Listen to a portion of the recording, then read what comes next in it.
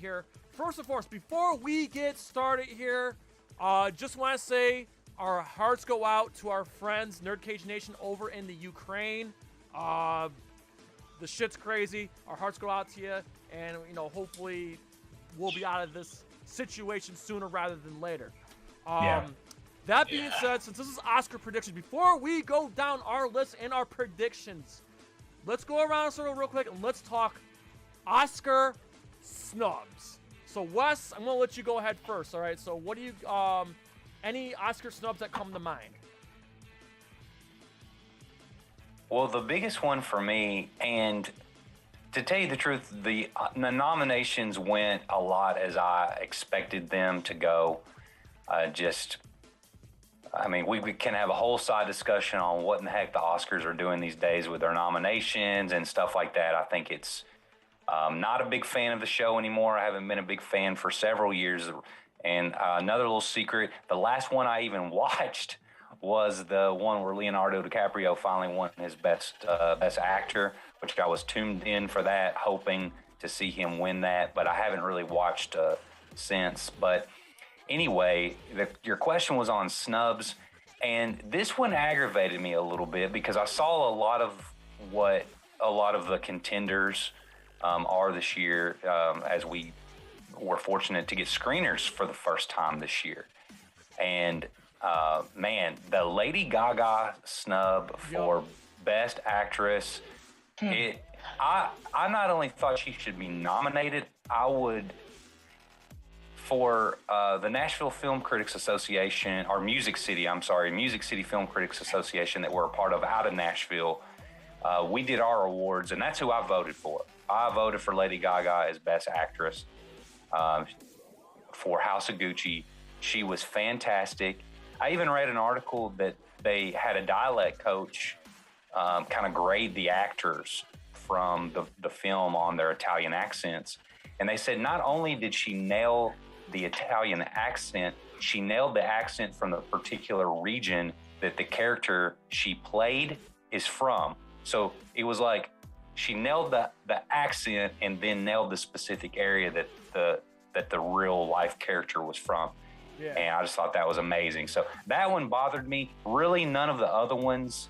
No, I take that back. One other one, the two, Lady Gaga and then Denis Villeneuve not being nominated for Best Director for Dune. That was another one like, what? Yep.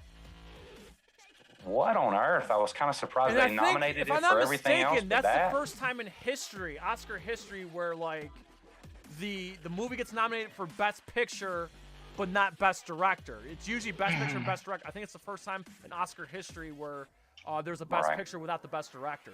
So yeah, that was actually pretty bonkers if you ask me. Well, I hope I didn't steal any thunder, but those were the two. No. Other than that, I'm just kind of like, No, because I have a lot of thunder. I'm actually shocked that you didn't hit any of my notes, but yeah. All right, Josh, go ahead. What are your Oscar snubs? Dude. All right, first off, Julia Ducournau, she won Best Film at Cannes, right? It's shocking to me, like my number 2 film of the year, Titane, isn't even on the Best International Film. Like, how did it not get nominated for Best International Film? It won at Cannes. I know how. I know the reason why. It's because of the content. They don't like certain things. I won't talk about the certain things because they're very graphic, the things that happen in the film. Also the time. We have to focus on like what time it comes out, which is a bunch of nonsense. You know what I mean? But still, this is Best International Film. We're not even talking about, you know what I mean? It's mind-blowing to me that it didn't, after all those festival nominations that she got, how perfect this movie is. There's nothing there. Another big snub is The Green Knight. I'm going to say this, and this might be shocking you guys. I think it has the best cinematography. Better, and I love Dune. It's better than Dune. I think it has best costume design. Nothing for The Green Knight, right? I agree with that, yeah. And absolutely. And again, we go back to the time it came out, the content involved, because they don't want, I'm going to be a little graphic. They don't want a movie with the guy jerking off into a towel or whatever to win. You know what I mean? Stuff like that, they really like keying on. And same thing with Titane, too. And obviously, my best movie was 9 Days. I didn't expect anything to happen with that, but maybe I was like, maybe there could be a writing or something, because the screenplay for 9 Days I think is phenomenal. The concept alone is brilliant. So yeah, that was a big snub for me. And and Pig, we talked about that. Yes. I have to give a shout out to Michael Sarnowski. I'll leave that for you guys because I know you probably will have. Oh, Mark finally saw it. Yeah, I saw it coming back from Florida, and it was, you were right, Jay. That was you. An awesome movie. I love it. You know what? Yeah. I like hearing Jay, you were right, but when I hear Mark say it, oh boy, does it get me going. So let's bring. Okay, for the record, Joe's here to moderate, so we'll go to some Mark. What are some Oscar snubs? So the glaring one to me is Denis Villeneuve, right? So, like, I don't think that I remember a time when a Best Picture, like when a movie was nominated for Best Picture and the director of that picture was not nominated himself or herself. And this to me is like probably the most glaring offense in my opinion. I love that movie. You guys know, like, I was a huge fan of it, when it was released. I gave it a 10 out of 10 last year. I still feel that way, very much so. And then listening to Denis explain some of the shots and some of the ways that he translated the book into live action and why he made the choices he made sort of made me love that film even more. And to just see him be completely ignored, this year, as far as the Oscars are concerned, it really does rub me a little raw. But, that said, we do have some great nominees, and who would you replace, honestly, like, out of these? Yeah. So I can kind of excuse it, but that to me is the most glaring snub. Yes.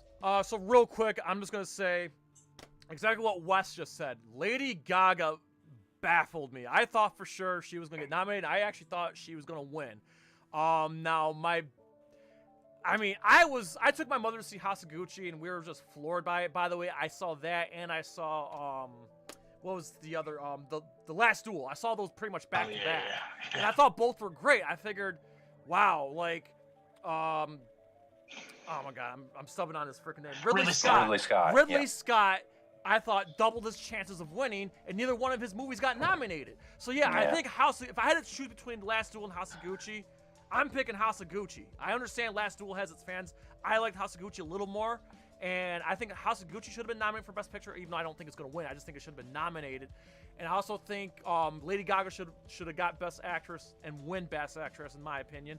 And to tack on to what Josh said earlier, I was a huge fan of Pig. I thought for sure Nicolas Cage was going to get Best Actor nomination. Yeah, and, at least. Yeah. And I thought I maybe Best Screenplay, maybe. I didn't think it was going to get Best Picture, but maybe Best Screenplay. But I thought Nicolas Cage, probably his best performance since that movie he did with Cher, Moonstruck. Like, that's how good. Wow, that's saying a lot. That's how good I thought like he was 40 years in that ago. movie. But yeah, and then like I said, to greet everyone else here, Denis Villeneuve, even though I don't think he would have won, he should have been nominated just right. Principle. Just based on principle. I agree. That's all Jay, I what you and Josh were talking about with Pig, my vote for Best Actor for the same Film Critics Association I was telling y'all about, it went to Nicolas Cage as well. Because, Nicolas Cage went through... Nicolas Cage kind of got lumped in. He was like the Nickelback of acting for a while. You know what I mean? That he got that treatment because he was pretty much just taking everything. But I think Mandy and a couple of other ones Joe over the years that he was in, and not our moderator Joe, but the film Joe. And a few other ones that he were in really showed it's like, he's collecting paychecks, but when it comes down to it and he can play a character, he can still really act. And Pig, his performance in that, I'm like, all right, the Nicolas Cage is back of like the early 90s and mid 90s, whenever he was on top, he was back. And I hated that he didn't get more recognition than he got my vote. Yeah. Well, no, I'm glad we can agree to that. I'm just going to say something really quick. Yeah. And here we go. I'm going to end my Hollywood run before it even begins with my run I'm going on. The reason why Ridley Scott didn't make it or do anything, and this is going to pull the wool over, get rid of the wool from everybody's eyes. He didn't pay his Oscar dues. And by that, I mean money. Really? Like literally. Well, no, I mean, you guys know, we know they pay to promote and they pay their money to get in this. You know what I mean? When they say for your consideration, they're really talking about, So, I mean, why does Disney win every year? Why does Pixar win Best Animated when there's so many better animated movies? You know what I mean? Yeah. That's all I'm gonna say. I don't want the Illuminati coming after me. Okay, that's actually a pretty fascinating fact. So let's go ahead and start here. We're gonna go right in order.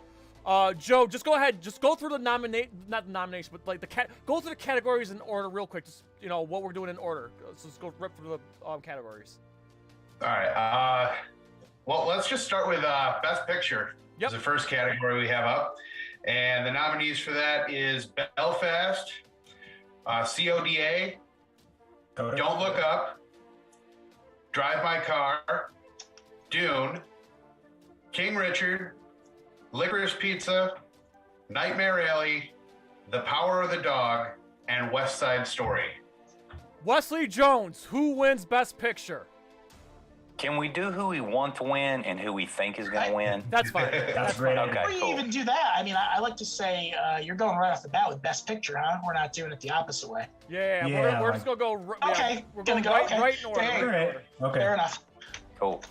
So Play the I hit think song Power. first and then. Yeah. Sorry. No, go ahead. No. Like I was just making a joke. Go ahead. Sorry about that. Oh, I'm sorry.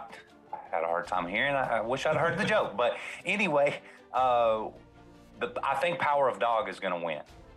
Okay, I'm just making notes here. Go ahead. Yep, I think it's going to win, and it seems to have that momentum. It's the kind of film that the Oscars these days seem to want to recognize. And it's got a female director. It's a really good movie, good cinematography, great acting in it. It really has everything. It's just not the kind of movie that I normally, like, I'll never want to watch it again. It's just kind of like, okay, that was good. It's one of those that will go down as, yeah, that was a pretty good movie, but nobody's going to be talking about it in 2 or 3 years. Nobody's going to care about The Power of the Dog in 2 or 3 years. So the movie that I want to win is Coda. I think that's the best movie in the lineup. It emotionally touched me the most. I love seeing the deaf actors that were in it. They did such a fantastic job. And the lead character in it, like, she was amazing. And I'm a huge fan of Sing Street. I don't know if you guys have seen that.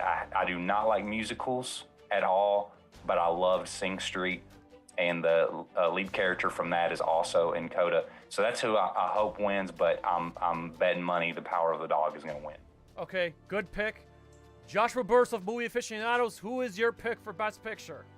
I actually think Coda's going to win, to be honest with you. Just based on like everything you said is really just the criteria for what is going to help win. And Power of the Dog, like you had mentioned that, I hated Power of the Dog, man.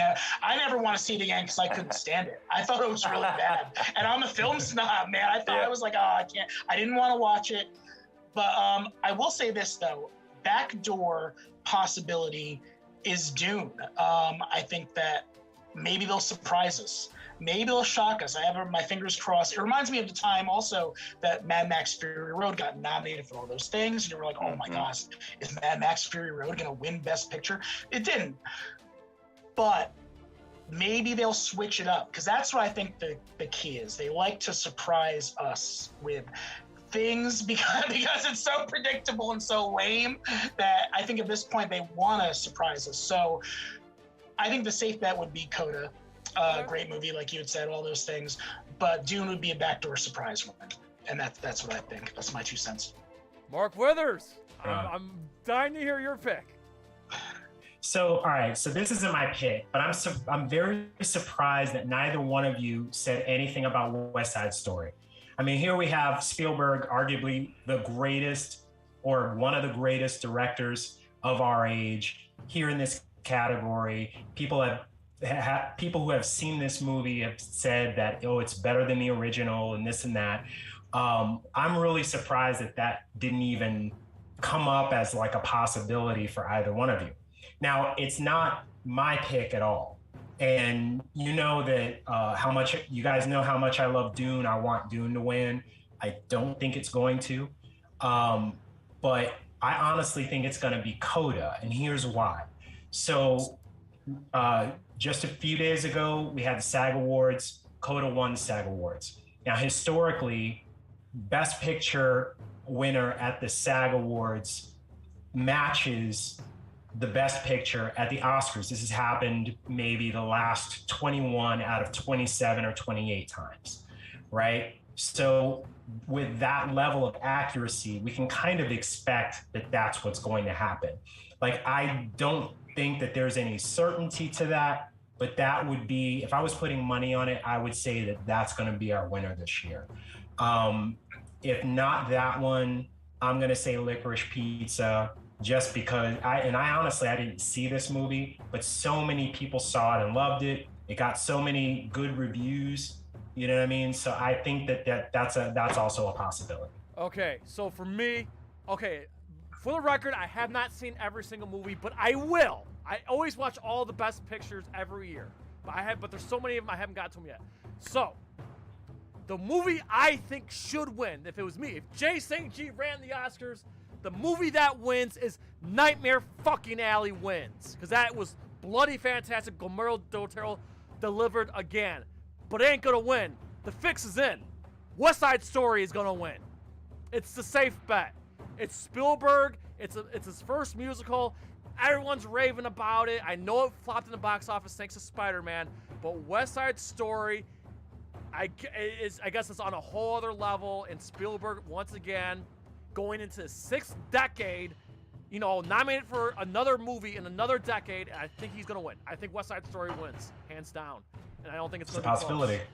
I have a rebuttal section. If not, it's okay. We can move forward if we don't have a rebuttal section. Because I have a rebuttal for you and Mark, but okay. Because you guys love Steven Spielberg, and we all do. Everybody loves Steven Spielberg, but he's already done it before. And another rule I have for Oscars is, and it goes with Nightmare Alley too, because I love Nightmare Alley.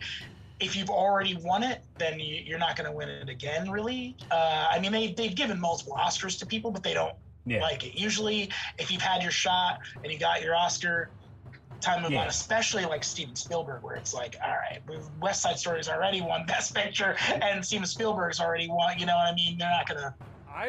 I'm just going, it's the safe bet. I just feel like Spielberg. You're thinking logical. You're thinking logical. I'm thinking Oscar-wise. Right, yeah, you're thinking more political. Well, he hasn't won. What, no, the last time Spielberg... I totally see that. The last time Spielberg won was Lincoln, right? And that was like a decade ago. So it's been a minute since he's won. It's been a while. And then I think before that was Saving Private Ryan. Before that was Schindler's List. That wasn't Best Picture, though, Lincoln, right? Yeah. No. So every 10 years, Spielberg wins, it seems like. So he's about to, Wait, Lincoln was Best Picture? Lincoln won Best Picture? Didn't it? Or was it Best Director? I don't think so. I don't think it won Best Picture. That was what, 2012? 2012? That was The Artist, I think, that won that year. If I'm... All right, well, I'm just saying that Spielberg's always in the mix. And, chances are, when he's in the mix, he wins. He's got a good winning percentage. So, and just the buzz on the movie alone is the reason why I think it's going to win. But Joe, go ahead. What we got next? All right. Next category we have is Best Director. And the nominees are Paul Thomas Anderson for Licorice Pizza, Kenneth Branagh for Belfast, Jane Campion for The Power of the Dog, Ryusuke Hamaguchi for Drive My Car, and Steven Spielberg for West Side Story. All right, Wes, go ahead. Who wins Best Director? I think, Jane Campion is a heavy favorite to win this. I think she's going to win it going away. I don't think the others really even stand a chance. I'll be honest, I'm really not down with a lot of the Best Director nominees this year. Definitely Spielberg, I think, deserves it. We can talk about this as we go on with some of these, but man, I was a huge PTA fan right out of the gate. I mean, you got Boogie Nights, which is just freaking fantastic of a movie. Magnolia ends a little weird, but overall, I really like Magnolia. There Will Be Blood is probably one of my top films of the 2000s, that decade. But I think him and Darren Aronofsky have the same issue. They're both incredibly talented. They are really good directors, and they've got good subject matter. But I personally just don't feel that they make like enjoyable films, like that you can sit down and watch them and be really like them. And I don't want him to win because of that reason. I wish he would get back to trying to make something a little less catered directly to the Oscars and cater something towards fans, because he's talented enough to make a good movie. So anyway, I know that was a long-winded answer. I'm really not too impressed. There's a lot of other directors I would have loved to see nominated. I don't care who wins, but I think Jane Campion is going to smoke the rest of them. All right, Josh Burris of Movie Aficionados, who wins Best Director? Damn, dude. All right. Well, I was going to say Ryuzuki Hamaguchi for Drive My Car will probably win because of my Oscar algorithm that I have in my head. But it's very possible that Jane Campion will win also because of the algorithm, not because of any type of talent or skill. I lost my faith in the Oscars. I don't know if you guys can tell. I really I've really just and I kind of was able to guess the past couple years, like, oh, you know what? This is going to win because X, Y, Z, not because it's the best movie, not because it is the best picture, not because of any, like, oh, I like the way it's shot. I like the way the sound is. No. That's not how it works. So I'm gonna go with Ryuzuki Hamaguchi.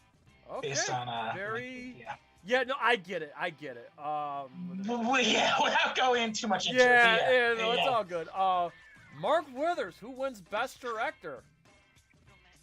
So I didn't see any of these movies. I'm just gonna like admit that right now. So like my guess is truly a blind guess, but I'm gonna say Paul Thomas Anderson, only because previously I said that there's a good chance a Licorice Pizza is going to win Best Picture. A lot of times Best Picture and Best Director go hand in hand. And so that's what I'm going to say. Like either that or, my second pick would probably be Jane Campion, just for all the reasons that you all have mentioned earlier. So that's what I got. I'm going with Spielberg. Best Picture, Best Director. I'm doing it. I'm not backing away. You can come at me with all your cinema snobs and your Oscar algorithms. I'm going with Spielberg. I'm going with the safe bet. So just so the audience knows, we all put up $1,000 too, by the way. So this is a big deal. That's a big deal right here. Maybe. I'm kidding. Oh man, but yeah, it's an interesting race. I'm not gonna lie. I think this year's race is far more interesting than last year's for sure, in my opinion. Joe, what do we got next, man?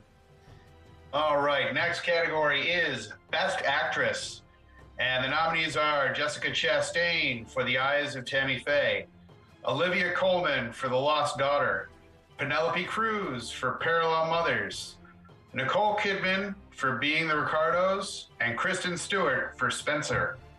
Yes, all good ones here. So Wesley Jones of Reel Talk, a movie podcast. Who is your pick for Best Actress? I'm going with Jessica Chastain in this particular category. And this is who I want to win as well. She was my number 2 choice behind Lady Gaga for Best Actress. And I know, again, Lady Gaga's not nominated. I'm just saying that's how I had them ranked at Jessica Chastain. Now, interesting story is we were invited as part of the Music City Film Critics Association to a screening of The Eyes of Tammy Faye in Nashville. And I went down there for that, and it was a really cool experience for me. As one of the first times that I kind of took part as a member of the media.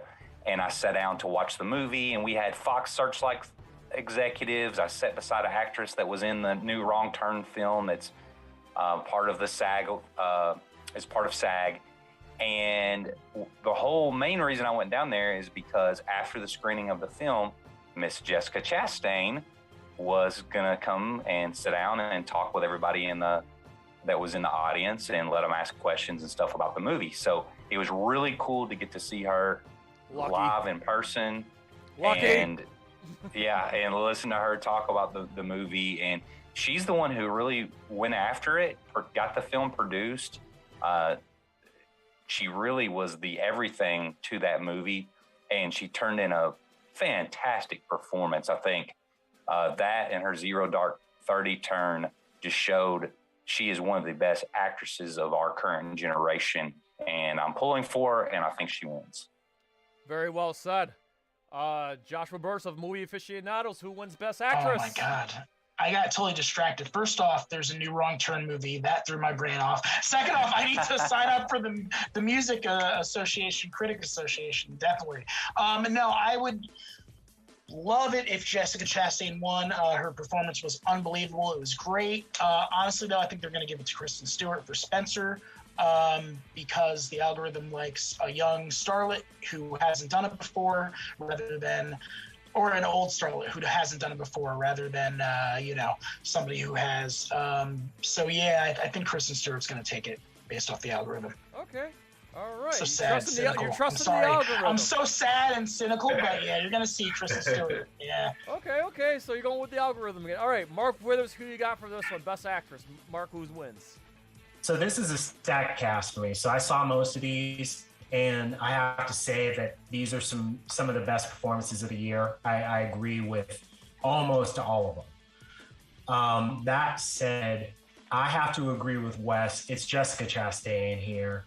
I loved her performance as Tammy Faye. On top of that, again, she just won the SAG Award for this role. It kind of goes hand in hand with the Oscars historically. So I think that she has an excellent chance. If not her, I'm going to say Olivia Coleman. She's probably one of the most versatile, one of the most natural actresses of our generation, probably since Meryl Streep. I think that she has an excellent chance of winning for this film. But also don't count out Nicole Kidman for being... Oh, looks like Mark froze up again. I got his pick in there, and I'm just going to attack him. Oh, there we go. I think her turn as Lucille Ball is fantastic. Yeah, I don't know how much of that you heard, but I'm going to go with Jessica Chastain as my final answer. Okay, so it looks like three out of the four of us are picking Jessica Chastain. I am going with Jessica Chastain. I have not seen that movie, but all the buzz... All the signs point to her winning, but to tack on to what Mark said, being the Ricardos was absolutely fantastic. I took my parents are big I Love Lucy fans, so I took my mother to see Being the Ricardos in theaters a week before it dropped on Amazon Prime, and I absolutely loved it. She loved it. Nicole Kidman, again, she still proves she's still one of the best actresses out there even now, but I think it's Jessica Chastain's her time has come. I really think it comes down to it. It's her time has come, and that's why. Did they do the Vitamita Vegemin or that thing that Lucille Ball did, that famous episode? That is such a hilarious episode. Gosh, it's great. Yeah, that's probably our best one. But I think this is like, I think among all the categories, this is like the most toss up. But if I'm I think it's Jessica Chastain. I think it fixes in.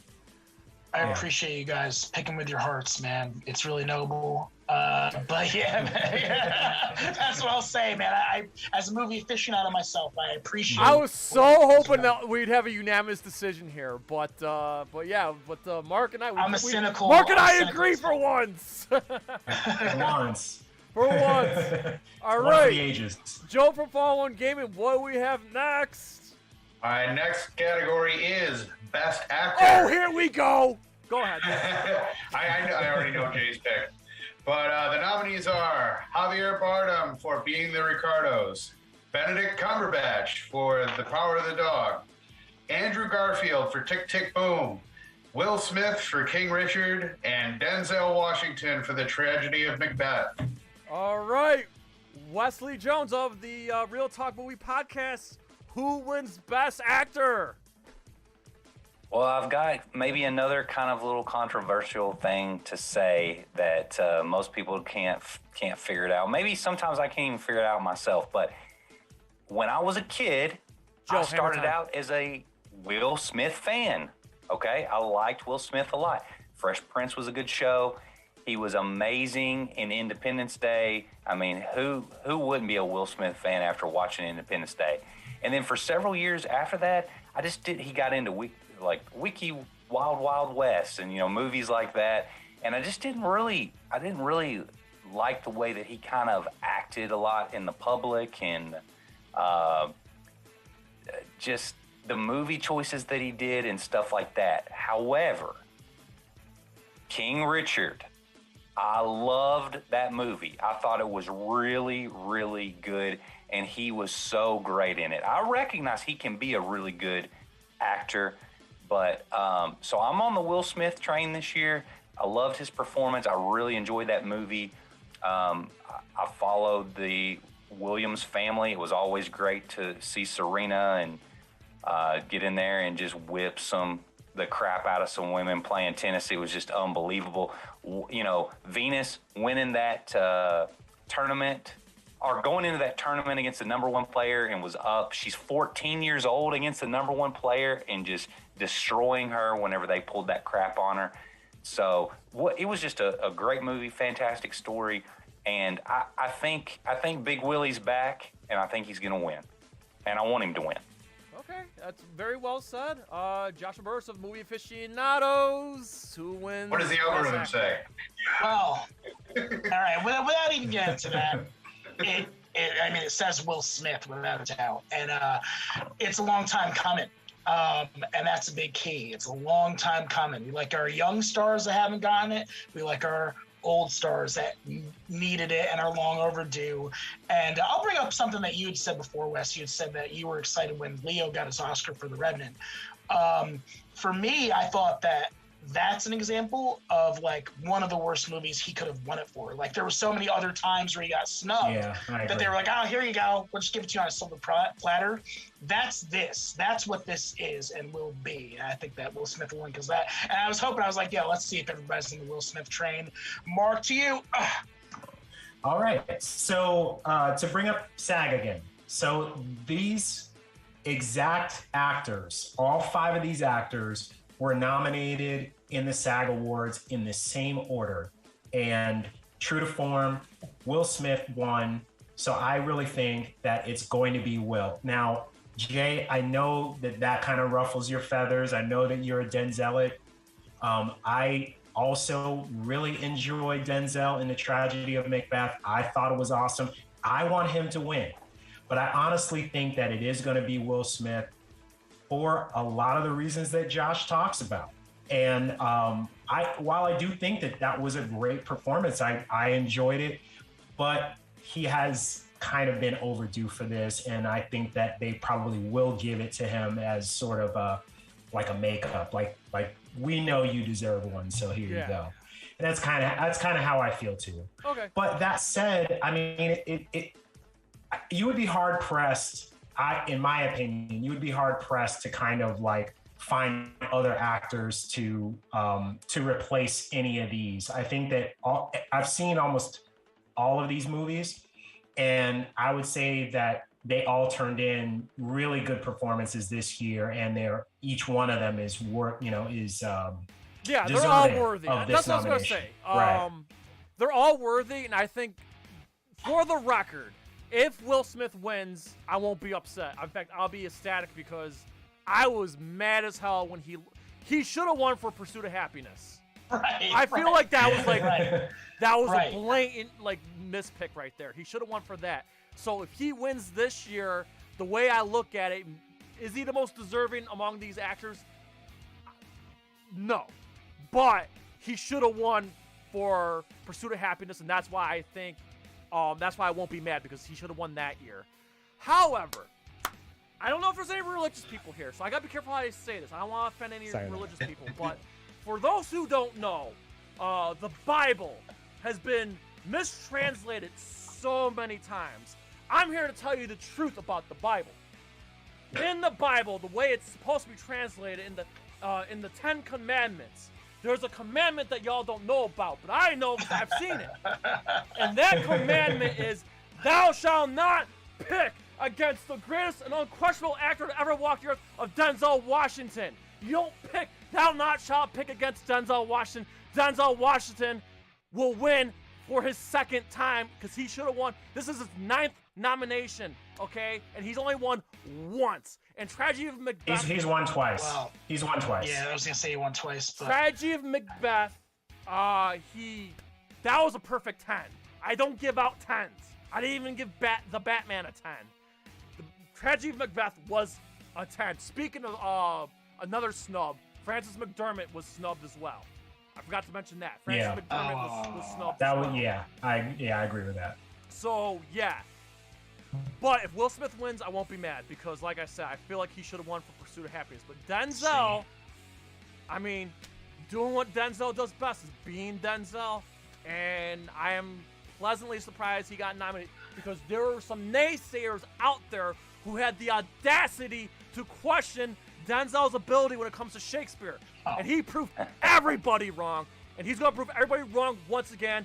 Denzel Washington is still the unquestionable greatest actor in the history of this earth, always has been, always will be. Amen. He's better than Daniel Day-Lewis, without a More doubt. than Daniel Day-Lewis.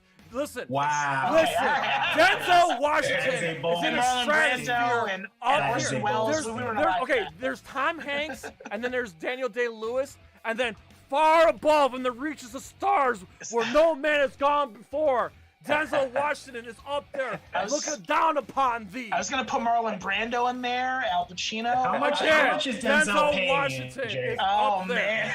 man, the goat. The man just looks down and smiles upon us, and we get to look up to his glorious smile and his glorious acting ability. Everybody should step outside and breathe in the air, knowing that Denzel Washington somewhere out there is breathing the same air as you, because he's just that damn good. He's the best ever, and always will be. Amen. I always have a hard time comparing classic Hollywood to current Hollywood, contemporary, I should say, Hollywood. I have a really hard time doing that. So I always kind of split it up where I'm like, all right, I've got my classic Hollywood like Bogart and Brando and Stewart, and I've got my new guys. But the greatest contemporary performances that I've ever seen are Daniel Day-Lewis in There Will Be Blood, yes, and Denzel Washington in Training Day. Those are my 2 top acting performances ever. Amen. So I'm definitely not against Denzel, but again, like you said, he's won twice before. I think this is Big Willie's year. Yeah. Again, I won't be upset. And just for the record, I want everybody to know this. Denzel Washington, very classy individual. He even said to Will Smith, to his face, I hope you win. Your time has come. That was coming from Denzel's mouth. So to show you that's respect. That definitely, yeah. It's really nice of him to say that. But obviously, and who's following in their footsteps? It's up to the because Academy. Denzel. So you had Denzel, and then you had Will, and then now we got Michael B. Jordan. He's the next great African American actor. I love Michael B. Jordan. Yeah. Right. Well, I would have said Lakeith Stanfield and Daniel Kaluuya are in there too, because they're both really. Lakeith Stanfield definitely would, to me, be like the next. Yeah, Michael B. Jordan's stock is rising and rising fast, and it's really awesome that we all get to see it. And just a special shout out, I really thought Javier Bardem put a tremendous performance, and if anybody watched his GQ interview, he had to learn how to sing and learn how to play guitar in 45 days before they start shooting Being the Ricardos. So, wow. Props to him for his preparation. And again, it was a tremendous performance. I really loved it. But man, I just think by the way, you guys, I know I don't know if I'm apologizing, but I know I'm being a little cynical this show, but you wanted my predictions. So it seems like you guys are in the same, like you're on the cut, like you understand where I'm getting at, you understand what I'm saying. Yeah. And, I'm just saying we're going with what we think will win, right? Mm-hmm. Yeah. Yeah, it's not about like who we want to win. I mean, but honestly, what do we think the Academy is going to go with? These are true predictions. But Mark, I got to give you props, Mark. You're going with a stat, and I like that stat of because I do sports betting myself. Yeah. So you went with that stat of if it won in the SAG, it won a miss. That's kind of a cool stat. I might put my Vegas bets in, man. Yeah, but the only thing to combat that strategy, you know how many people picked the Super Bowl because of the Madden, the Madden simulator? Don't fall for the Madden simulator. The Madden simulator has been wrong so many times. So that's why we got to come back with the results. You can man. fade that. We got to see who's right. You got to fade that. Yeah. All right. So anyway, So Joe, what do we got next? Next category is Best Supporting Actress. And the nominees are Jessie Buckley for The Lost Daughter, Ariana DeBose for West Side Story, Judi Dench for Belfast, Kirsten Dunst for The Power of the Dog, and I know I'm going to butcher this name, Anjanu Ellis for King Richard. All right. So Wesley Jones of the Real Talk Movie Podcast. Best Supporting Actress. Who I would like to win, is Kirsten Dunst. I like Kirsten Dunst a lot. Obviously, I think her and I are about the same age, have grown up watching her career from Prancer through Spider-Man and other things that she's in all the way through Power of the Dog. I thought she was really good in the film. I hope she wins, but I don't think she's going to because there is maybe the heaviest favorite in all of the Oscars, and that's Ariana DeBose in West Side Story. So I think that's probably who is going to win.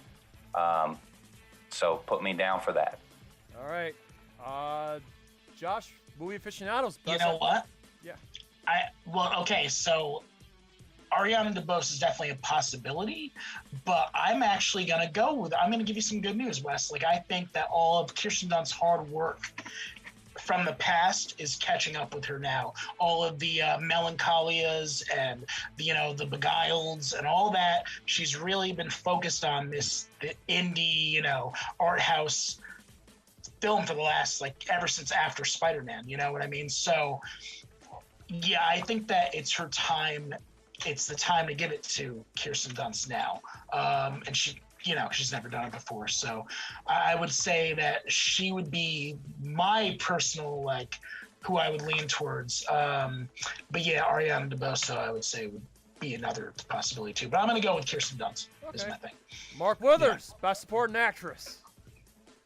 I think Kirsten Dunst has a really good shot, just like what you guys said. But honestly, I'm going to take a shot in the dark and say Anjanu Ellis. I'm predicting a mini sweep here. I thought that her performance in King Richard was possibly even better than Will's, and Will turned in a great performance. So I think that she has a good chance of winning. Also, Judi Dench, just because she's dangerous. Yeah. Honestly, let's be honest. You know what I mean? So, but yeah, I'm gonna take a blind. Not really blind because I actually did see that movie, but yeah, I'm just gonna kind of blindly throw a dart at the target and say Anjanu Ellis is gonna win this one. Who won at the SAG Awards, Mark? I didn't see that for Best Supporting Actress, honestly. Yeah, this is truly a blind one. All right, I'm actually riding on the West train. I'm going with Adriana DeBose for West Side Story. I'm just the Spielberg. I'm riding that Spielberg train hard for West Side Story. Again, safe pick. I know Kirsten Dunst is definitely a possibility, but I'm going with West Side Story on this one. Joe, what's our next category? Next category is Best Supporting Actor. And the nominees are Ciarán Hinds for Belfast, Troy Kotsur for Coda, Jesse Plemons for The Power of the Dog, J.K. Simmons for Being the Ricardos, and Cody Smith-McPhee for The Power of the Dog. All right. Wesley Jones of the Real Talk Movie Podcast. Who do you got? So for the longest time, Cody Smith-McPhee has been the heavy favorite to win. But as time has gone on, I think this could be one of those cases where he just got out to such an early lead and everybody was talking about it. And as we filter through awards season, sometimes people get a little bit of fatigue with it. And so that's who, if you would have asked me a month and a half ago who was going to win 2 months ago, I'd have been like, dude, of all the categories, this is who's going to win.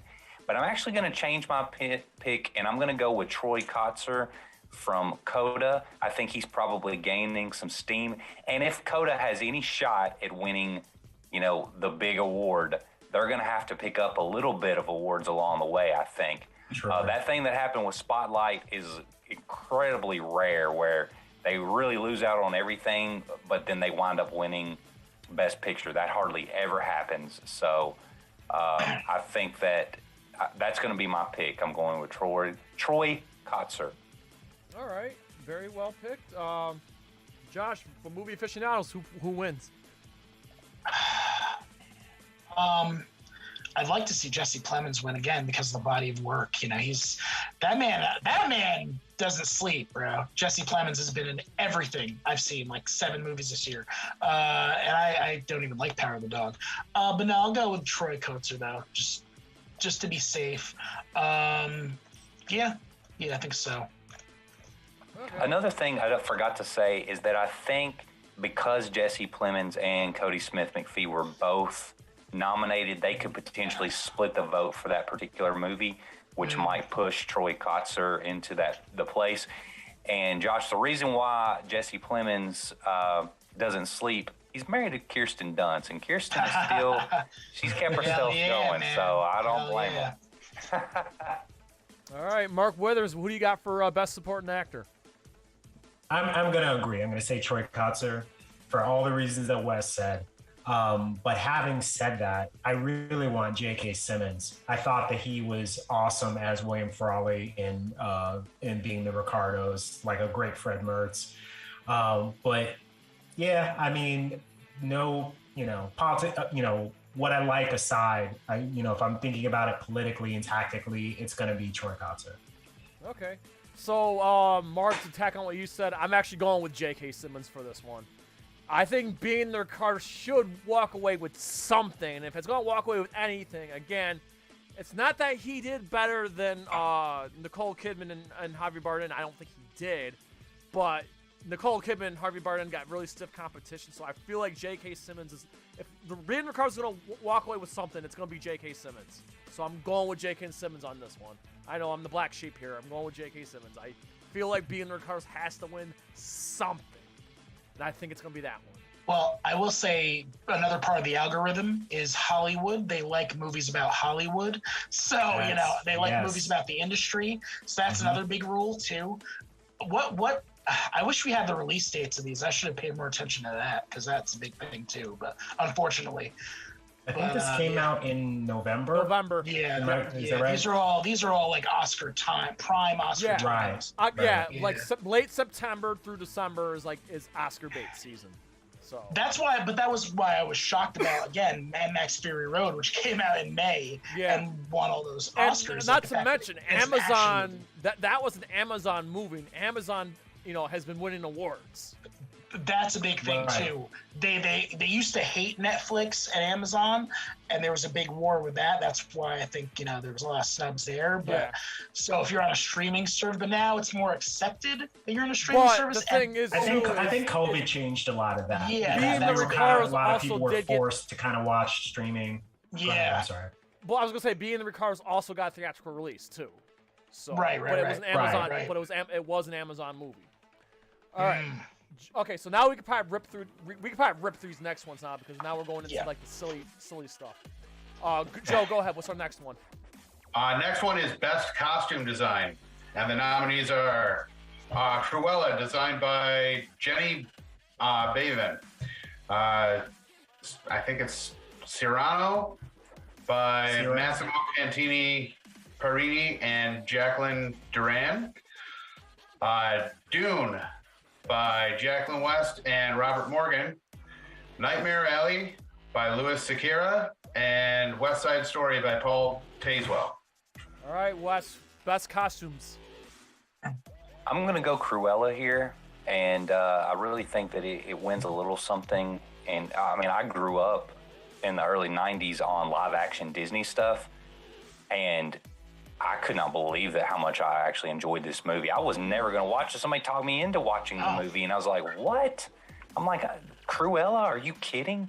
And I watched it, and I was like, it's a pretty good movie. So anyway, that's my pick. Josh, best costume. I avoided Cruella because YMS gave it like a 1 out of 10, so I was like, I don't need to say that. Best costume, I'm actually gonna go with Dune because this is a perfect opportunity for a movie like Dune to win. Just like again, from the feeling Mad Max Fury Road, where it's like, okay, we're not gonna give you a big Oscar, we're gonna give you a smaller one. We're gonna give you costume design, we're gonna give you cinematography. I know now I'm ruining your childhood, Wes. I'm like with my cynical mind. But no, yeah, I think actually Dune did have the best costume design, literally. Yeah, I mean, like the way that Stellan Skarsgård's character and everything else, Baron, all that. I mean, the poop suits, great costumes. Yeah. All of it, yeah. All right, that would be mine. Mark Withers, best costume. I think I know what your pick's gonna be. Yeah, you already know, man. It's Dune. It's gotta be. You know what I mean? Like these were some of the most imaginative and most thoughtful designs, I think, that came out this year, in my opinion. Not just the fact that I really enjoy the movie, but just there was a lot of care taken in designing and creating these pieces, and so I really think that you gotta acknowledge that. Yeah, I wanted to pick Dune. I'm going with Nightmare Alley. I just think Nightmare Alley had a very, I mean, Dune is like ripped off of source material, where Nightmare Alley was its own thing, and it was very creative. It's between those two, like, and I was teeter-tottering, but I'm like, you know what, I think Dune's got a lot more nominees, so I think maybe Nightmare Alley pulls away with this one. So I went with Nightmare Alley, but I won't be a bit shocked. If Dune wins, I won't be shocked because that's basically my second choice. But I'm going with Nightmare Alley. Yeah. Joe, what's our next category? Before we move on to the next category, I want to shout out the comedy stylings of our buddy Cole in the chat, who puts Best Picture as Space Jam 2. Oh, Lord. That is the biggest snub of the year. Absolutely, man. LeBron for Best Actor, without a doubt. Yes. Just give him all the awards. Yep. All right, Joe, what we got now? Said, our next category is Best Sound. And the nominees are Belfast, Dune, No Time to Die, The Power of the Dog, and West Side Story. Wes, go ahead. Best Sound. Jay, are we doing every category, all Oscar categories? No, just most of them. Okay. We got, let's see, we have, I just lost my... There's a lot left, man. Yeah. I don't think we need to do all of them. Yeah, well, like I said, we could rip through these real quick, so let's just rip through them. I'm going Dune. Most of the technical awards, I'm going to pick Dune because, for obvious reasons. Yeah. All right, Josh, what do you got for Best Sound? Dune, without a doubt. I saw it at AMC Prime. It was the best sound I've ever heard in sound design Awesome sound. All right. I think this is going to be our first unanimous decision. Mark, what do you got for best sound? And you're correct. It's going to be our so first unanimous. Okay, pick. yeah, mine's so am I. I'm going with Dune for this one as well. So we have unanimous for Dune. All right, Joe, what's our next category? Our next one is Best Original Score. And the nominees are Don't Look Up by Nicholas Britell, Dune with Hans Zimmer, Encanto with Jermaine Franco, Parallel Mothers, Alberto Iglesias, The Power of the Dog, Johnny Greenwood. All right, Wes, best. Go ahead. What's your pick? I mean, got to go with Encanto. I mean, it's topping the charts. If you go to Spotify's like top 50 songs, like most listened to songs, Encanto's number one, and I think there's a couple more in the top 10. So I'm going with that. All right, cool. Let's see, Josh. Those are songs, though. That's not the score, right? Like the score is like. Oh yeah, I'm sorry. Yeah. You said score. Yeah. Yeah. Oh. I mean, I'm going to go with Dune because I literally was sitting there with the credits rolling. Boom, boom, boom, boom, boom, boom, boom, boom, boom. I really liked Hans Zimmer's score for this.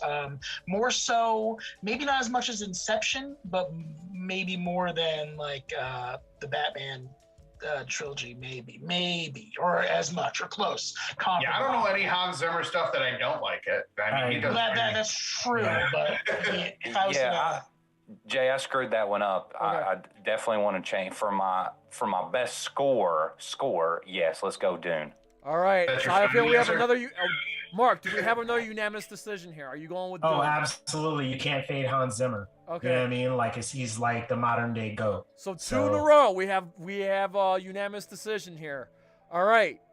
Joe, just go through the movie. You don't have to go through the specific people. So the next category, just say the movie. All right, next is Best Adapted Screenplay. And the nominees are Coda, Drive My Car, Dune, The Lost Daughter, and The Power of the Dog. All right, Wes, Best Adapted Screenplay. Yeah, screenplay goes a lot along with Best Picture a lot of times, and so I'm going with Power of the Dog. Okay, awesome. Sorry, I'm just marking that down. And Josh. Best adapted screenplay. Yeah, because I disagree with that. I don't think that they're correlated. Usually it's director and best picture, but I'll go with Coda though, regardless. I'm sorry, what did you say? Coda. Okay, sorry. All right, and Mark, interesting pick here. What do you got for best adapted screenplay? Yeah, I'm going to say Coda as well for basically for the same reason that Wes said earlier. I really think that it has a really good chance of winning Best Picture. And in order to do that, they're most likely going to have to pick up a few along the way. And I think that this is probably going to be one of the awards that they win. I'm going with a weird one here. I'm going with Drive My Car. No, that's fair. I gotta go left field for this one. All right, Joe, next category. I like that pick. Next one is Best Original Screenplay. This is where it gets interesting. And the nominees are Belfast, Don't Look Up, King Richard, Licorice Pizza, and The Worst Person in the World. All right, so Wes, Best Original Screenplay. Somebody said it earlier, Hollywood loves movies about Hollywood and that take place around LA and all that. So I got to go Licorice Pizza here, although I could honestly care less, but that's going to be my pick. Okay, Josh, Best Original Screenplay. Ooh, that's a very good pick. I'm going to pick a shocker. I'm going to go with Don't Look Up based on politics and things I've seen, and Adam McKay's Long Overdue. And this is like kind of his pity Oscar. So yeah, I'll go with Don't Look Up. All right, Mark Withers, Best Original Screenplay. I'm gonna say King Richard on this one. Okay. Just a blind guess. Okay. Ooh, so we all got different ones. I'm actually with Wes. I'm with Wes on this one. I'm going Licorice Pizza. I figured if that's not gonna win Best Picture, it's gonna get Best Screenplay, and that's why. That's why I'm picking that one. All right, moving right along here. Yes. Next, we have Best Film Editing. And the Good nominees ones are Don't Look Up, Dune, King Richard, The Power of the Dog, and Tick, Tick, Boom. All right, Wes, what do you got for best editing? Another one of the technical awards, and gonna go Dune. Okay. Sorry, I'm just punching you in here. All right, Josh, what's your pick for best editing? For me, best editing has to go to my dude, Jason St. Germain, just straight up. Not for anything specific, just best editing. St. Jay. Best editor, best editing. No, I'll go with dude. Okay. And then my second would be you, Jay. Thanks, I appreciate that. Man, Maybe someday. I feel hurt. I feel neglected. I'm sorry, Mark. You do editing? I'm sorry. Mark, you got my vote. Man.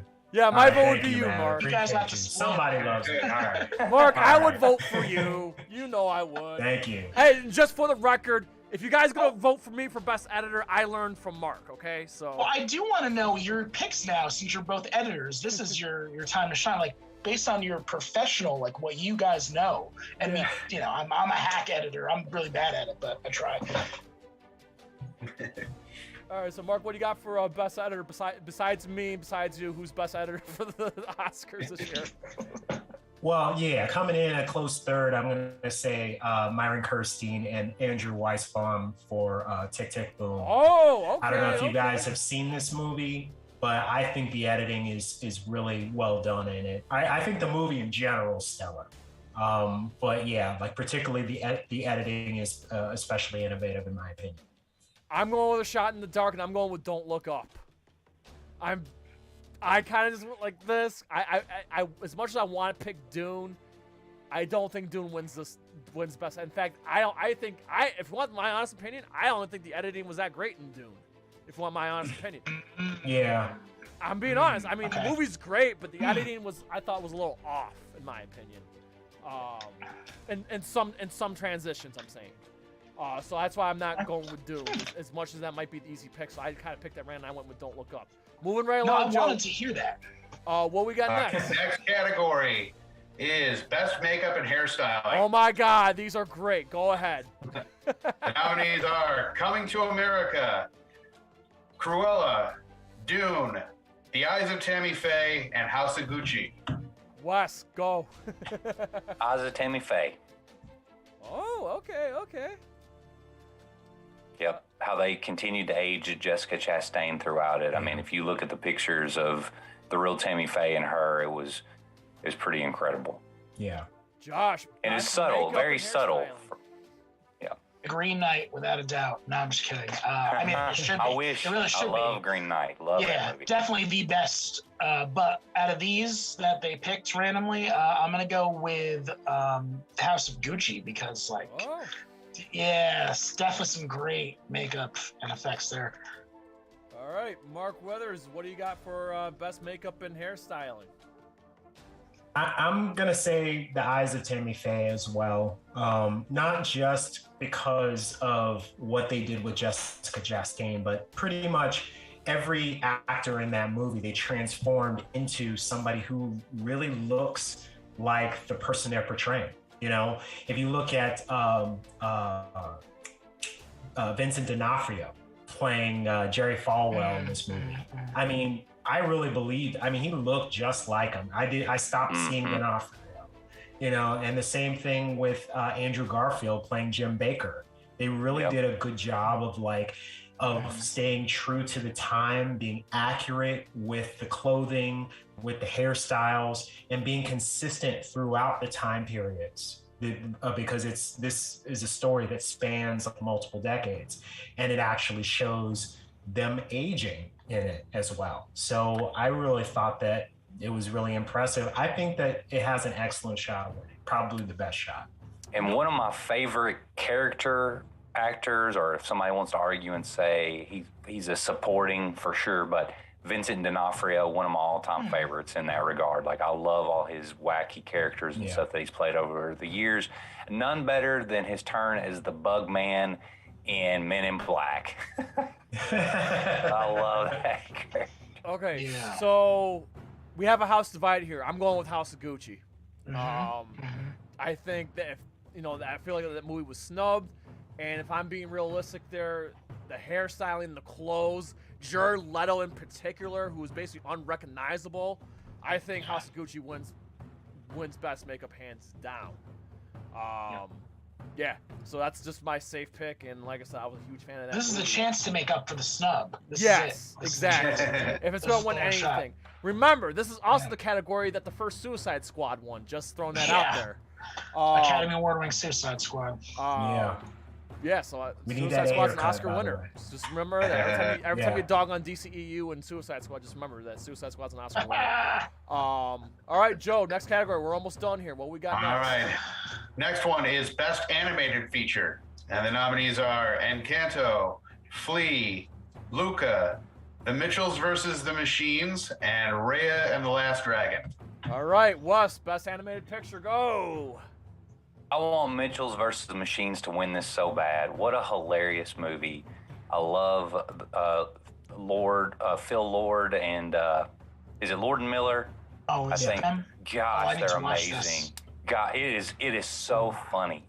And I've watched a whole bunch more animated films because my 3-year-old is finally like enjoying movies. So I saw a ton of these. I saw all of these, and man, Disney and Pixar, they're overrated right now when it comes to animated. Mitchells versus Machines, I would love to see it, but it's going to be Encanto. Okay. Sorry, I thought that was going to be your pick here, so let me switch it up here. Josh, My best bad. animated picture. He's predicting your predictions. I took my daughter to see Raya and the Last Dragon. It brought tears to my eyes. It was such a beautiful film.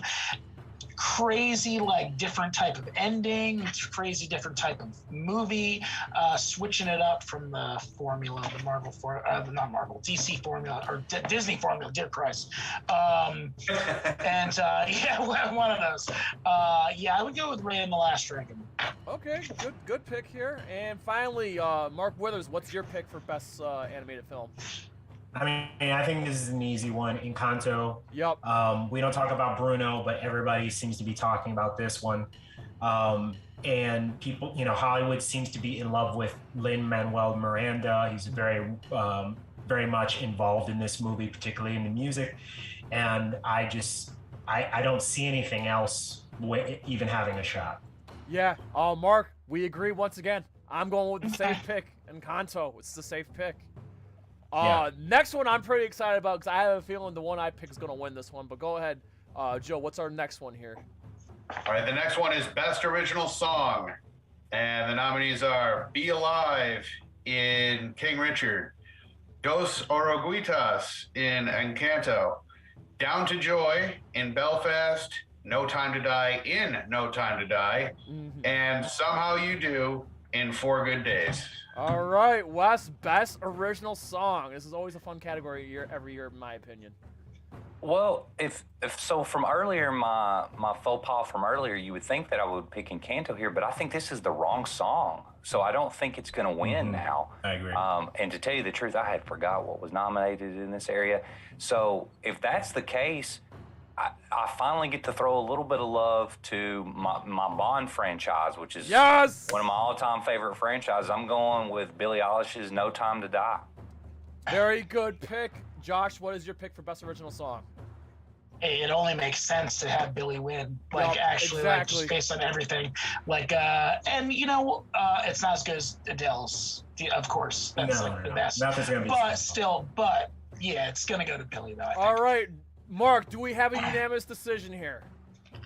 I think we do, man. I mean, I don't know. I probably haven't mentioned it on this show, but anybody that knows me knows I love Billie Eilish. And I saw recently a documentary called The World's a Little Blurry, which is about basically how you were raving about it on Facebook. Amazing documentary. But in that, there's a scene where Billy and Phineas are actually sitting and writing No Time to Die. And just that scene alone just made me fall in love with the song. I personally want this to win, but I also think that it has the best chance of winning. We're all in agreement here. I feel like anyone that does a James Bond song is gonna have it's gonna make headlines. Yeah, absolutely. She was the right pick for the right time for the right movie. But real quick, Mark, have you seen No Time to Die yet? I have not watched it yet. Okay. He's got my digital code. Yeah. He's got don't ruin it. Don't ruin it. He's got my digital code. That's yes. Without a shadow of a doubt, Billie Eilish and James Bond's gonna win this category. All right, we're almost done here. Joe, what's the next one? All right, next one is Best Cinematography. And the nominees are Dune, Nightmare Alley, The Power of the Dog, The Tragedy of Macbeth, and West Side Story. All right, Wes, Best Cinematography. This is a big award. I love the Cinematography Award, and I'm going to have to go with Dune here. I really hope that it wins. As much as, people have crapped on The Power of the Dog, I really like the cinematography in it as well, but going with Dune. All right, Josh, Best Cinematography. It's definitely Green Knight, without a doubt. The best of the year. No, Dune. Yeah. I voted for Green Knight in the Cinematography Award. It was so great. It was so I did. That poor guy, man, he made a Ghost Story too. That got super snubbed too. Yeah, the Green Knight is fantastic. Yeah. I need to see that. All right, Mark, Best Cinematography. This is a tough one, man, because I really, I love the cinematography in Dune. And the tragedy of Macbeth, man. I mean, that's fair. That was beautiful. I love just the gloominess, the heaviness of it, just the way that it was lit. And while I haven't seen West Side Story, I've seen clips of it. I think that the parts that I have seen are brilliant. It's tough, man. I don't know, but I'm just gonna say Dune. Okay, so I'm actually going with West Side Story here. I was tottering between Tragedy of Macbeth and West Side Story. I just think West Side Story is the safe pick, so I'm going with that one. So, Dune wins. You guys were right. I don't think Dune's gonna win this one. So yeah, I'm going with West Side Story. All right, we got 3 more, and we're gonna call it a night. So we'll rip through them real quick. So. Go ahead, Joe. Best International Feature. Go for it. Yes, Best International Feature. The nominees are Drive My Car, Flee, The Hand of God, Lunana, A Yak in the Classroom, and The Worst Person in the World. All right, Josh. Wes, go ahead for Best Foreign Flick. Is this not the easiest category to pick of the night? I mean, it's Drive My Car. Yep. It has to be. It's nominated for Best Picture, hint. Right. So, going with that. All right. I have a feeling we have a unanimous decision here. Josh, what's your pick? Yes, Drive My Car. It's really T-Tame, man. That movie's brilliant, but no, it's Drive My Car. Mark, we have a unanimous decision? I don't even want to watch I'm the going Oscars. with that one.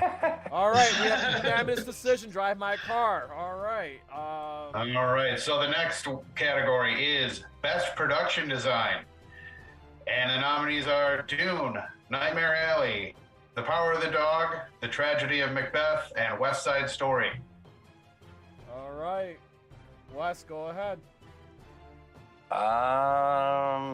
I don't know. Dune. I'll say Dune again. I'm going to get some of these Dunes right. Trust me. Okay. By default, you might get them all right. Yeah. And so will I, because I'm also picking Dune. It's literally like in the title, Best Production Design. The amount of money and everything that's the design of the production.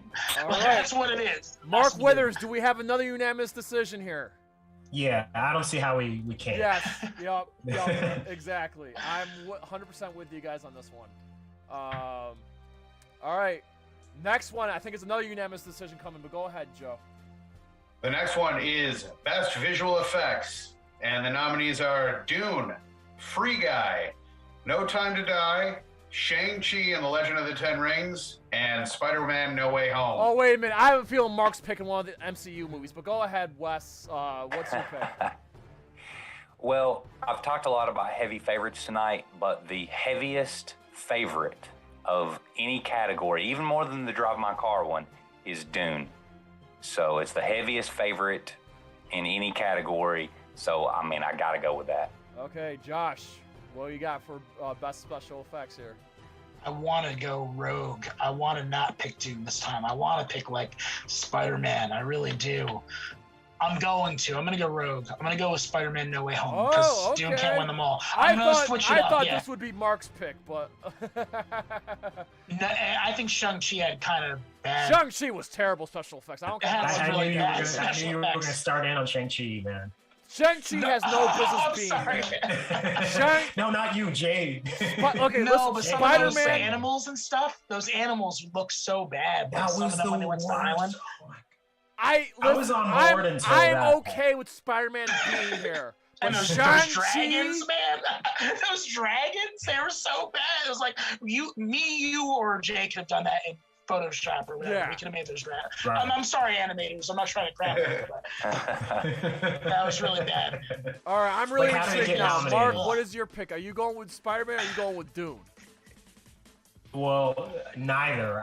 I'm going with Free Guy on this one. What? I think that's I think that has the best chance of Yeah, I wasn't gonna weigh in, but I actually have to weigh in on this one, and I'm gonna go with Free Guy too. Of course you are, Joe.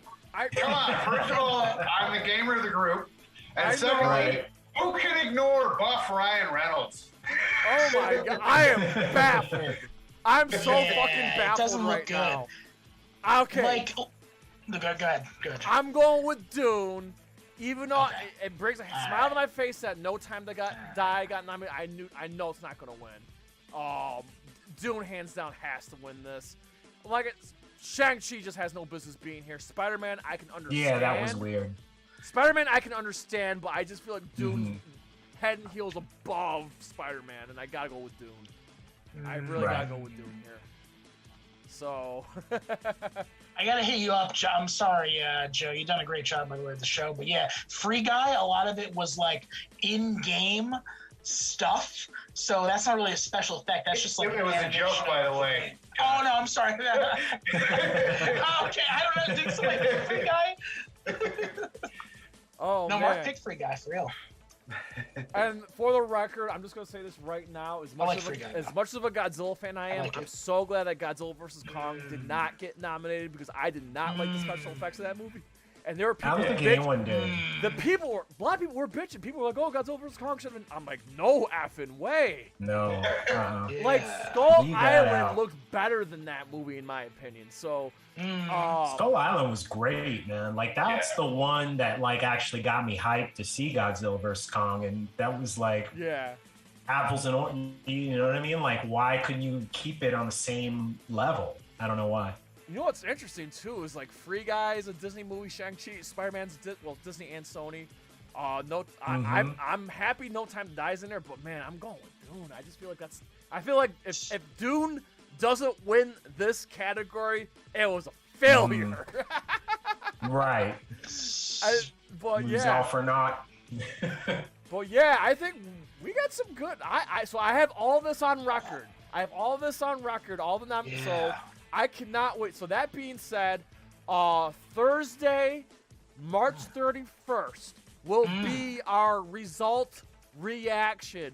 So Josh and Wes, if you guys can be here for that, I'd be ecstatic. If you can't, don't worry, we will definitely shout out and acknowledge your picks as well. Oh man, I'm really excited because we got some this is great because we had some unanimous decisions, but throughout we all had different picks. So this was a lot of fun. And I really cannot. Dude, we gotta do this again next year. This was fun. Yeah. Let's put me down. I'll do the best that I can and try to be on top. Yeah, try just remind me. Did I miss the Golden Globes? We didn't do Golden. We did Emmys and we did Oscars. We didn't do Golden Globes. Mark, you mentioned the SAG Awards a lot. Yes. What won the Golden Globes? I don't know what won there. Maybe there's some correlation. Yeah, I actually never followed them. Well, I'm not gonna say I never followed them, but I'd say for the past 2-3 years, I haven't been following the Golden Globes at all. Mm-hmm. So we didn't do a stream for that. But I don't know. Now that you mention it, I'm curious to see how those awards would correlate with. There usually isn't. That's why when you said the SAG Awards, I was like, well, maybe that's an interesting stat. Yeah. But I prefer the SAG Awards because that's their peers. That's actually Hollywood, where the Golden Globes is the Hollywood Foreign Press, which is like so far removed from anything involved in the industry, really. So I tend to not follow those, So, not to dismiss them or anything. I'm just looking at all of our picks right now. I'm kind of laughing. There's one category where all four of us had different picks, and that's Best Director. So, just so you know, if Kenneth Branagh for Belfast wins Best Director, we all missed it. Mark's got Paul Anderson, Wes got Jaden Campion, Josh got Drive My Car, and I got West Side Story. We all got different picks, so I'm gonna laugh so hard if Belfast fucking wins Best Director. We're all gonna be like scratching our fucking head. If he wins, does that fall to me? I'm like, hey, Joe, I'll give you a chance right now, Joe. Do you want to pick for shits and giggles? Do you want to pick Belfast for Best Director? I'll take the underdog. Why not? Okay. So one of us is gonna. One of us is guaranteed now. Oh man! All right, guys, this was fun. We all got stuff to plug in, so Wes, go ahead, man. Go ahead and plug whatever you want to plug right now. All right, I appreciate it. As always, love being on the show. This was a fun episode to do, and we'll just love anybody out there watching or listening to come check out Real Talk Movie Podcast. Again, you're going to find us on any of your podcast platforms, and we would appreciate any rating or review as well that you could leave for us as too. And so you got to check out NerdCage first. You're doing that now. Check out the other content Josh puts out, and then finally, whenever you're almost exhausted with content, stop by Real Talk for just a minute. Yes, links are in the description. Yes. Links are in the description. By the way, I listened to the whole Marvel episode today, and I absolutely had to. Wes, you and I, we got the same wavelength when it comes to the Marvel movies. Just saying. What did you guys actually believe that I wasn't going to be part of it? Did you? For a minute, I honestly thought there was a good chance you would skip it. For a minute, I'm like, wow. But yeah, you fooled me. I have the same feeling. Like it's the fatigue is there, and I like the early MCU. It's just for me from what's the second Avengers movie? From Age of Ultron onwards. That's when I lost it. Mm-hmm. Although there's a few good ones here and there, but right. I brought in the Thanos music a little bit and then put in that clip, and I was cracking up while I was editing it like that. And anyway, it was fun. It was definitely fun. You definitely had me fooled, but yeah, everyone should check that out. I'm gonna. Great to kill time. I love the podcast. Again, it gets me through the day. I appreciate what you do. All you, Wes, Gabe, Tommy, thank you. You guys get me through the day.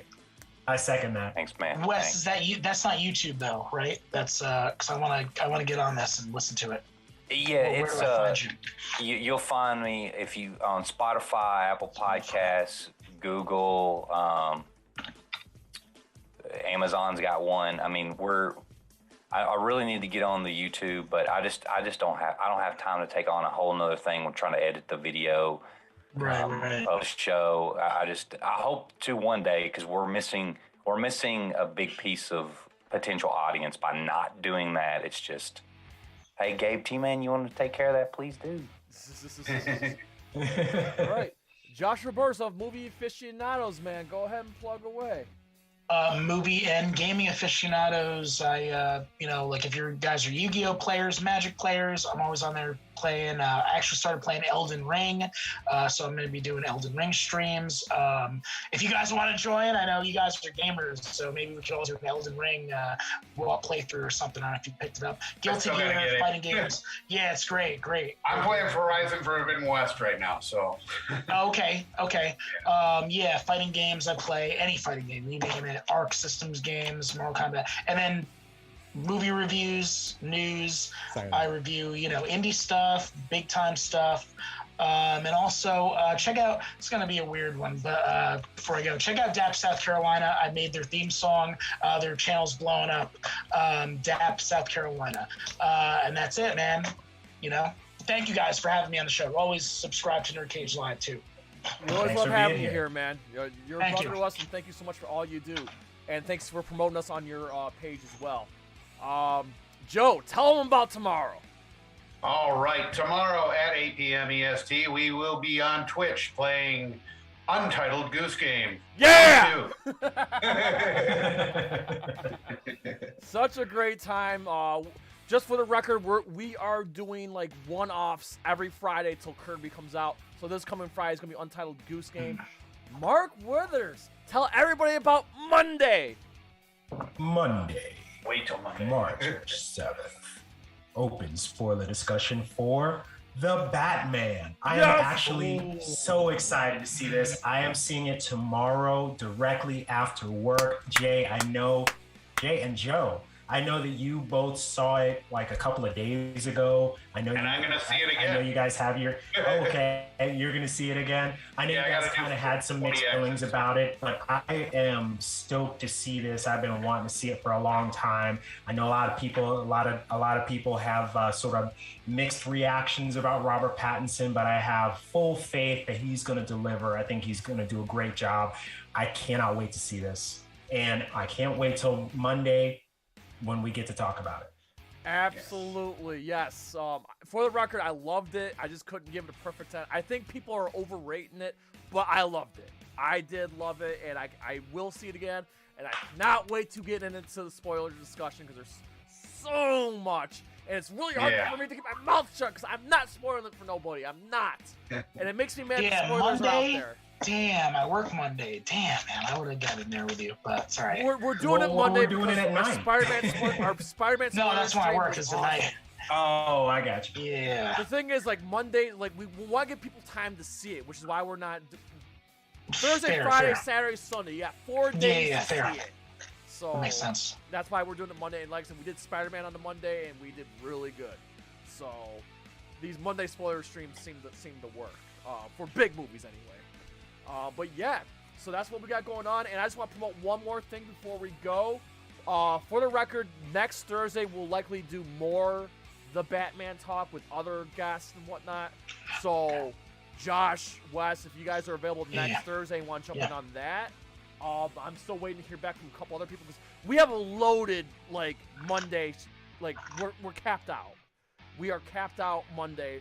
And I have a feeling that we're still going to be talking about it, so that's why Thursday, we're going to do it again just with other guests. So yeah, if you guys want to jump on that for next Thursday, let me know like Wednesday or Thursday. Hey, I want to jump on this Batman conversation.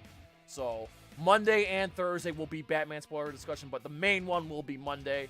But I just want to promote next Saturday, we are re-teaming up with our friends from Komidogu, Toasty from Komidogu, and Mad Mike Jones, as Joe and we're going to watch episodes 8 through 15 of Mortal Kombat Conquest, another 7-hour stream.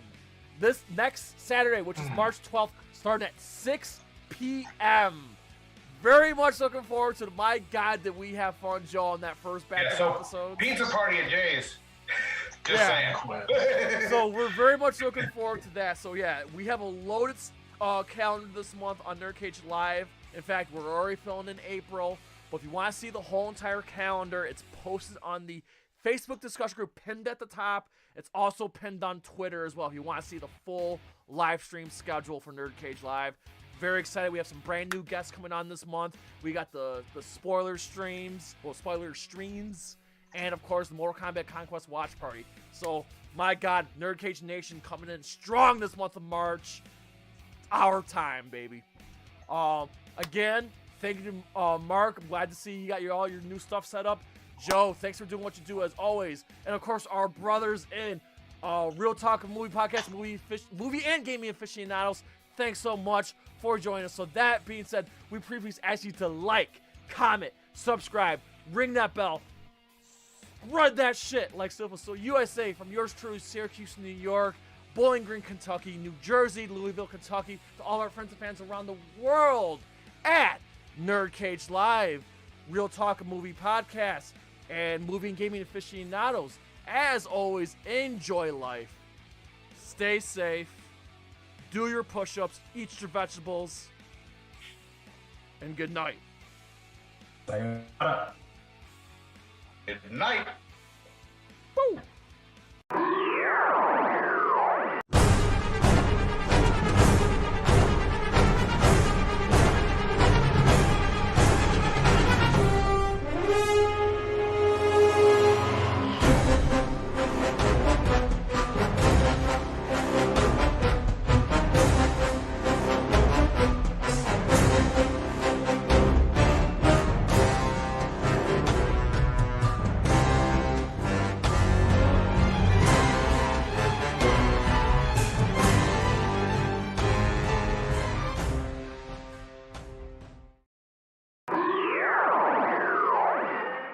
NerdCage Live and gaming are a perfect match! Shoot the J, Joe. Okay. Shoot it! All right. Over on NerdCage Live on Twitch, Jay and Joe go live. Call me Bazooka Joe. It's all about you. Kaboom!